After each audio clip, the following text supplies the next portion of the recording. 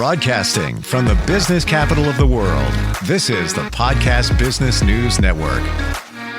We are going to reveal today on this program the secret of happiness. We all want to be happy. We want to feel love. We want to feel joy. Where does that lie? It probably lies initially in the things that you believe and don't believe. And we're going to start there. He is a healer, intuitive coach, hypnotherapist. He's also an acupuncturist, and it's great to have him back here. ScarsdaleHealth.com is his practice. Chris Distefano is on the program. Hey, Chris, how you doing? Doing great. Thank you. How about you, Steve? Doing very well, and gratified that you're back with us. Do you believe, okay, the secret of happiness, we're going to talk about that. How do you attain happiness? But do you feel that many of us are not happy because deep down inside we believe that we can't be happy? We might not be even cognizant of it, but we believe that we can't be happy. What are your thoughts? You nailed it. There is, and I give the credit to society. We're basically told if you're depressed, the best you can hope for, and I was depressed for a very long time, the best you can hope for, or anxious, is that we will manage and mitigate. So you can get through the day, you'll sort of numb out a little bit, and you'll be able to not be depressed. I believe our default state is happiness and joy until it gets occluded with doubts, fears, false beliefs, and bad habits. Bad habits are everything. Like now that I'm past depression, I look back, it's like I was a completely different person, and I realize it's a choice. If I were to give you, if I had one word for happiness, how to get there, the secret, that word is faith. Or you could say trust, depending on where you go. But it really is, because it's found in the moment. So if we're not trusting, we're projecting forward, we're projecting backwards, we're playing with guilt, we're playing with all this mess. If we're doing that, we're making ourselves unhappy with realities we're creating in our mind. And as a body worker through acupuncture, this is all in the body. This is stored, like you walk around with your shoulders at your ears. You walk around all slumped over. The fear pulls the chest in and causes tightness in the traps in the upper back. The fear causes the abdominals to tighten and pulls you forward into a hunch and tightens up all these muscles. And you're walking around. When I say muscle tightness, what I want people to hear is not just like, oh, my muscle's a little tight and uncomfortable. Well, I want them to hear the words that they're going to hear, which is you have a pinched nerve. You have back pain that we have to give you a bunch of shots for, because the tight muscles move the bones. They pinch the nerves. They cause pain going down the leg. They cause sciatica. That's another word. Anyway, wow. Sorry, I'm going on, but please, Steve. No, you're not going on. It took me a long time to learn this stuff. And yes, faith and trust. Somebody could be depressed. Somebody could be down. What are you focusing on? The bad, the negative. And we all go through challenges. I'm not minimizing anything. But if you always ride on faith, and we're not talking just about religion, God, all of that, just faith in the universe. Why are we here? We're here to be happy. I don't think we've been placed here unless that was part of the plan. But having faith and that trust that it's going to work out, that challenge that you're in. I was with a group of people last night, and the belief. I want to talk about belief. And yes. The I am statement, right? The I am statement, very powerful. And somebody said, what is your I am statement? Fill in the blank. I am blank. And he said, yeah, many times it's all about I am not good enough. I am not going to succeed. Things along that line. And others started resonating with that. And I'm not the smartest man in the room. I speak my truth. And I said, I disagree. I don't walk around saying those things. I walk around saying things like, I am resilient. Like today, I might say, I am creative. I am resourceful. And it's not like rose-colored glasses. That's what I believe. I don't look at that and start saying those negative things, but those negative things are in our heads. And if we keep repeating them over and over again, we're just creating what we don't want. What are your thoughts on that? A little bit of a debate last night.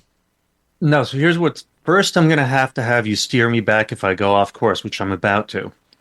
Jim Carrey said a great thing, which is depression. You see, there's sadness and then there's depression. Depression is when the life you're living is so out of sync with who you are that it becomes almost unlivable. And I want that to get out there because having had depression, that's totally the truth.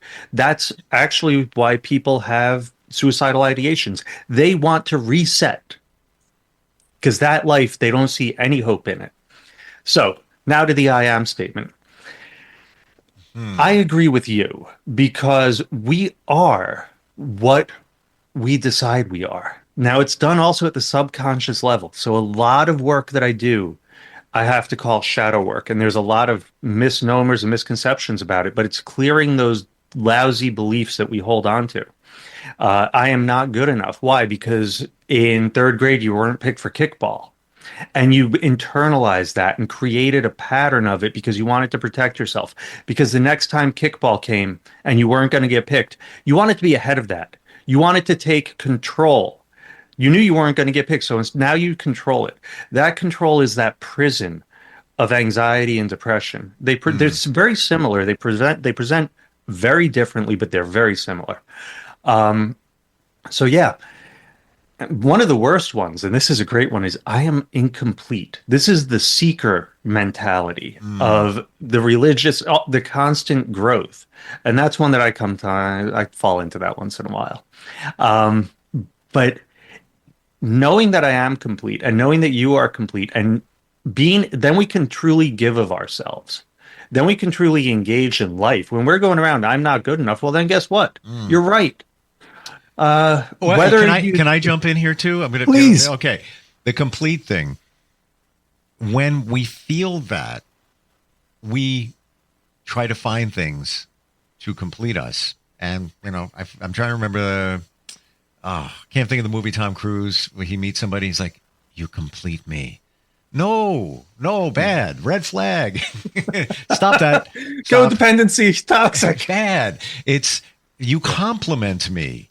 It's not complete because if you're looking for someone or things, Jerry Maguire, if you're looking for those things to complete you, it's not going to work. You need to complete you. And I want to go back to what you said before about something missing or something misaligned, Jim Carrey, right? Yes, you're the life. We're not living our authentic life. Right. And that actually came up in this conversation last night about I am statements. Yeah. Your purpose. That came up where for you to feel, where you should be, you need to be living your purpose. And if you're doing things that aren't aligned with your purpose, first you need to define it. Your purpose in life. Why are you here? Could be your job, could be what you offer, whatever it might be. You're always going to feel misaligned unless you nail the purpose. What are your thoughts? It's even deeper because I didn't state it right. You can't stand the character you're playing. So it's beyond even your purpose. It's even your response. You could be Mr. Nice Guy. You're authentically stuffing it all down and it's eating you up because you're not responding from the heart. Yep. Everything is guarded. You're not in any flow. That's so true. So the purpose, if you're, we may have talked about this a little last time. If you're on that path that does not match your heart, life, because my opinion, experience, and everything else is I would be what would be called higher power or creation, experiencing the story of Chris. So there is a co-creative aspect to each of us, and that's done via the subconscious. And when we are out of sync with that, we will attempt to get ourselves back on course. And if we persist, we could go deeper into it, but I won't. Those are decisions made of fear. Those are decisions made of limitation. Those are decisions made of detachment from the heart and made by the air quotes rational mind. But it's not serving us. It's only a fear-based system. And that's And what's that going to deliver? More fear. And 100%. the world will work like hell to put you back on your true path. And I've done it. I've fought it for 20, 30 years. And every time it tries, it gets more and more ugly until it's unavoidable and we get kicked in the teeth and have to completely surrender. And that is where I found that faith and trust. And I want to just hit this real fast before I forget. That trust in the benevolence of the universe, in the benevolence of the creator. When I smile at the world smiles back because we with the rational mind cannot predict the outcomes. I tested amazing on logic and analysis and all that, but now I realize the information given to me is incomplete. So I could come up with all the outcomes, but life is unpredictable. Sometimes greater forces intervene. The outcomes do not happen the way I ever thought they would. And I have to now leave myself open to the possibility of miracles. I've had them. To the possibility of grace. I've had it. To the possibility of love. It's all the energy that I put out. And sometimes there's a delay. All the energy I put out comes back. So yeah, sometimes you got to really pull yourself up by your bootstraps and start faking it even, not really faking it, but pushing yourself into what if I felt good? What if I could make myself be in this state? And then it starts to become, because the habit of the negative thought, even it's uncomfortable, but it's familiar. So we keep going into it. Start building the positive thoughts. Start building the positive outcomes. Come up with an image of what you want and really feel it. Like it might be a family vacation, whatever it is. Feel it, live it, know it. And when you find yourself in that place of all the bad thoughts, bring yourself into that image. And when you're not in the bad thoughts, bring yourself into that image. It will keep pushing that vibration up authentically. To your point, so much to talk about today. To your point, I can't think of what it's called. I have it saved on my phone. But essentially, you should embrace the feeling of something that brings you joy. Vacation, right? And I'm right there with you. You know, I'm so overdue for one. But I think back to the times when I was on vacation, and it's not just about who I was with. It's the feeling of, I love tropical, just sitting on a beach, just being with nature, reading a book, learning, just looking at the ocean, all of that. They say that you should think that feeling, bring that feeling to yourself for 18 seconds. Hold that feeling for 18 seconds and continually do that from time to time. You know, just going through your day is like, yeah, I'm going to have that moment. Yeah, I love that. It feels good. That moment of bliss, whatever it is. 18 seconds. I don't know why that number is there, but that's supposed to start reframing you and creating that habit, as you say. Yes. I don't know if it's scientifically proven, but it's. I think it might even be. I hear it a lot. I'm going to get a little bit woo on you now, and sometimes I do this. Sure. On the scientific side, first of all, there's a certain aspect you want to program it in. So let's say you want a particular job. Oh, I want to work here. You really set going to work in the morning, having your coffee at the desk. You dial that in. You put every detail that you want in there. You make it real because you want that vibration. Because to go into the whole thing of time is not exactly linear. So it's a projection of a particular outcome. We're setting a vibration both in ourselves and in the outside world. On the physiological level, we're firing off happiness chemicals like a madman. On the programming of reality, the manifestation level, if you want to play that game, you're setting that intent and then you're letting it go. The power is in the letting it go. But you're really feeling it. So it's this reprogramming of oneself into this better reality. And I'm going to go back to the trust, because trusting and knowing that it will happen or something better brings us into that positive state. It breaks that pattern of the negative thoughts, because the negative thoughts feed on each other. They keep building. And if you want to believe the manifestation stuff, guess what you're praying for? So no matter which way you slice this, it's only a better life. And that trust, you see, this is where the faith really comes in. I could sometimes fall into the skids. And so I had anxiety, let's say about a month ago. Then it was unpleasant and everything piled up, and it was for about 2 days and just everything. And I'm like, this is horrible. But then I started to see this is the areas where I don't trust, where I'm not trusting and I was so grateful to have that opportunity to clean up my belief systems, to clean up my subconscious. And when the anxiety passed, to be able to bring myself back to a state of joy and not to fall into depression, not to fall into the old patterns. I could know that I repatterned myself. And this anxiety really sucked. I tried to escape. I wanted to play video games. I couldn't. My son was on the system. Like, I was not given the chance to run away from it. I had to deal with it. And that's a huge part of all of this.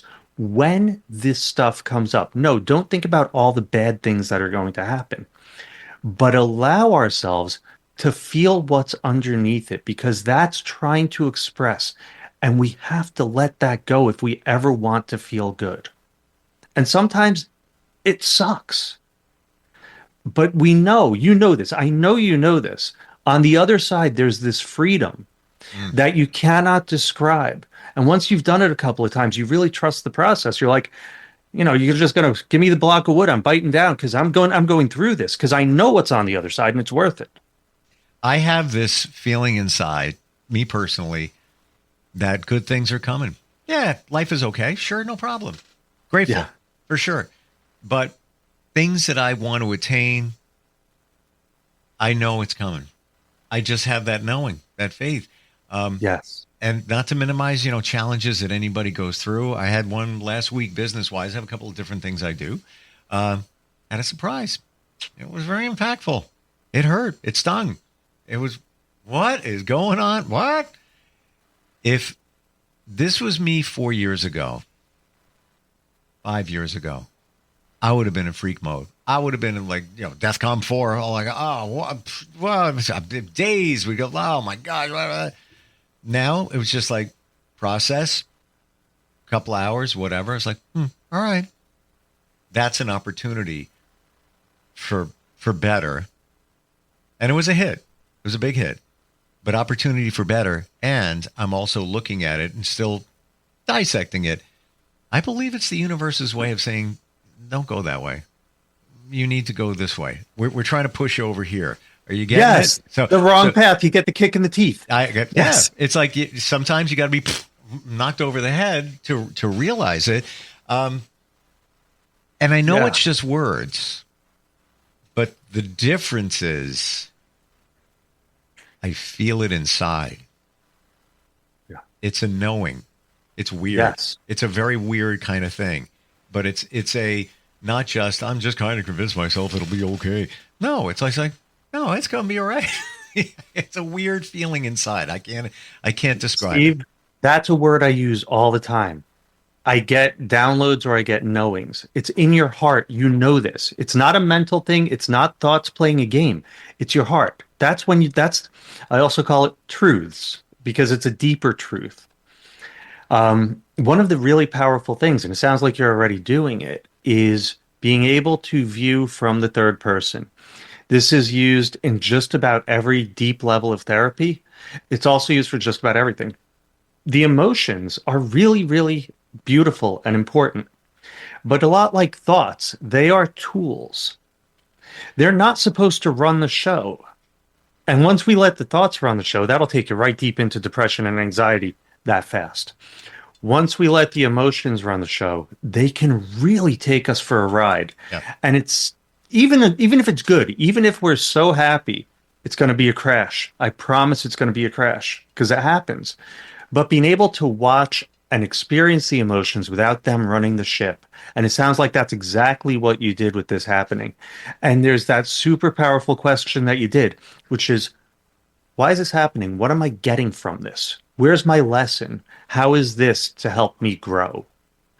And I tell you, you can't put a price on that. For real, on the other side, and it seems like you already know this, on the other side, 10 times better. And in this situation, not really worth getting into detail, I lived my truth. because it was a business connection and they wanted certain data. Yeah. And my gut was telling me that's so you can do what my company does for you.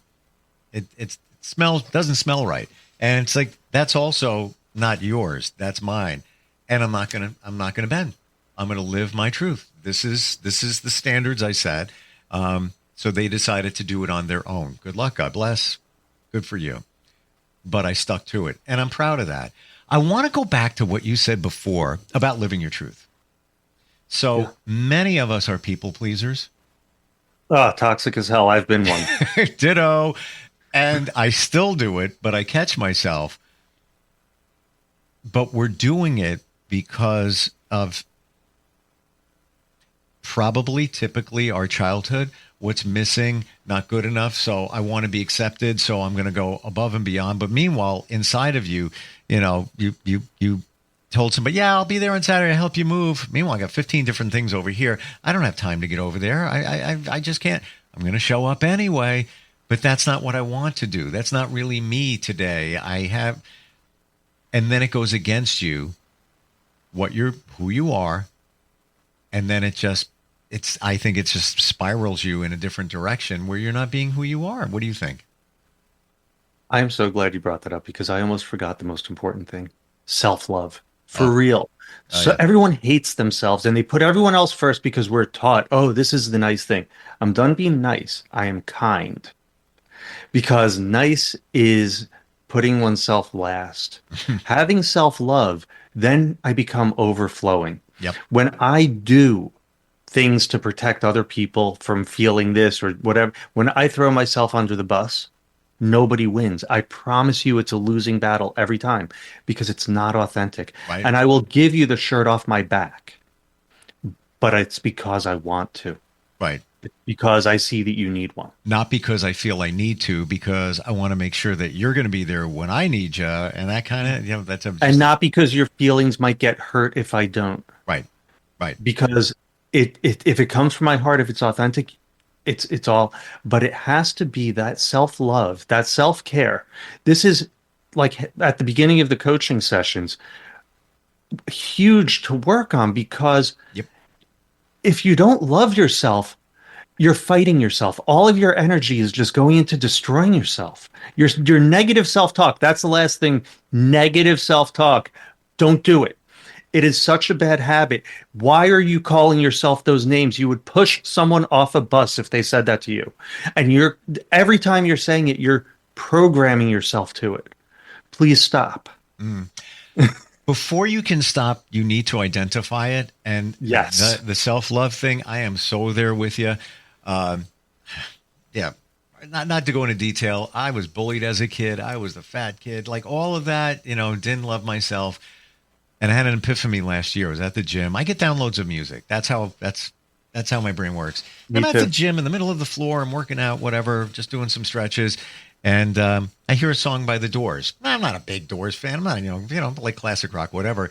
Touch Me by The Doors. Lyrics go, well, I can't sing. I'm going to love you till the stars fall from the sky. I'm going to love you for you and I, on and on and on. Yes. My epiphany, Chris, you know what it was? What's that? That song was for me. That was a song from me to me. Steve, I love that because honestly, the way that they talk to me is through music. Same. So I totally connect with that. And your heart was there, ready to receive that. And it's beautiful that you were able to take it in. And when it happens, this, that is one of those things that we would call a truth. It's a connection to the heart. It's a download. It's not in your head. It's a knowing. Yeah. Yeah. And I've always heard that song and thought, what a beautiful song for somebody else, whatever, because the lyrics are strong like that. It's a profession of love in many regards within that song, those lyrics. When you need to know because it's a life and game changer. For somebody to work with you, Chris, on all of this, even hypnotherapy, which was impactful for me and can be, I'm sure, for many others. How do we connect? How do we find you? So my acupuncture site is scarsdalehealth.com, and my contact information is on there. The coaching is level3coaching.org. And I can be contacted through either. It still goes to me. The coaching is done, and that's also the hypnotherapy. Okay. Basically, everything except for the acupuncture is done through that also. Gotcha. And that is, I do it on Zoom, or I can do it in person in Scarsdale. All of this, for me, except for a couple of Reiki sessions in my journey, has all been virtual. People around the country. It can be done.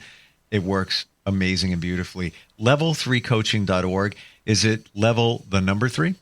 It's all written out the long way. Okay. My apologies. I will come up with a shorthand. Well, you might want to lock the number 3 down and redirect it to your other site in case somebody types it in. Wonderful. Yeah. This is good stuff. Great talking with you today, Chris. Always a pleasure, Steve. Thank you. Likewise. We'll be right back.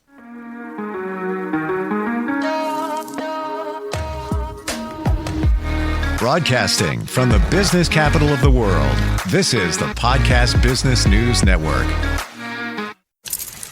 Let's go inside the mind of a 10-year-old. I should have worn those earrings today. I like those earrings. Gabby has those awesome earrings. I need to ask her where she got those, but that's just what she would want me to do. I'll have Michaela ask her for me. Buckle up, Sarah. Yeah, but then Michaela will be like, why don't you just ask her yourself? That's just like Michaela. Sarah, buckle up. Michaela's such a great name. I wish I was called Michaela. There's like a dozen Sarahs in my class. Hey, we're not hitting the road until you buckle up, honey. Oh yeah, seatbelt. I forget sometimes because my brain is like busy, I wonder if there's pizza at school today. Sometimes it can be tough to get through to your kids, but it's not impossible. Always make sure they're wearing their seatbelts, even on short drives. Remember, you have the keys, you have the power. Never give up until they buckle up. A message from the National Highway Traffic Safety Administration and the Ad Council. Visit safercar.gov/kidsbuckleup for more information.